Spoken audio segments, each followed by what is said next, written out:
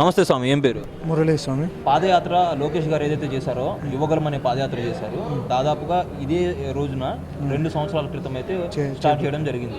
ఈ పాదయాత్ర బిఫోర్ లోకేష్ గారు ఒక ఎత్తు అయితే, పాదయాత్ర తర్వాత ఆయన పూర్తిగా కంప్లీట్గా మారిన తీరు మరొక రకం. ఆ పాదయాత్రను చూస్తే మీకు అసలు ఏమనిపించింది? పాదయాత్ర అనేది ఒక సంచలనం సృష్టించి, అసలు ఏ రాజకీయ నాయకుడు భవిష్యత్తులో తెలియని విషయాలు కూడా ఆయన తెలుసుకున్నాడు. కార్యకర్తలు మనోభావాలను తెలుసుకున్నాడు. అక్కడ కార్యకర్తల దగ్గరకు వెళ్ళి వాళ్ళ కష్ట సుఖాలు తెలుసుకున్నాడు. ఇంకోటి, ఏ నియోజకవర్గంలో ఏ నాయకులు, ఏ పార్టీ కార్యకర్తలు ఏం కష్టపడుతున్నారు అనేది ముఖ్యంగా తెలుసుకున్నాడు. తెలుసుకొని అక్కడి నుండి వచ్చి మా జిల్లాలో అనంతపురం డిస్టిక్లో కూడా చాలా పాదయాత్ర చేశాడు. అక్కడ చూసాం, ప్రతి నియోజకవర్గంలో ఏ నియోజకవర్గం మా వైసీపీకి చెందిన ఎమ్మెల్యేలు నాయకులు ఉన్నారో అవినీతి అవన్నీ ఎక్కడ ఖండిస్తూ, మీరు చేస్తున్న ఈ తప్పులు, మీరు ఇన్ని చేసినారు, అక్రమంగా సంపాదించుకున్నారనే దానిపై చాలా స్పందిస్తూ సాక్ష్యాధారాలతో సహా సభలో ప్రజల ముందుకు తీసుకెళ్లడం ముఖ్యమైన కారణం.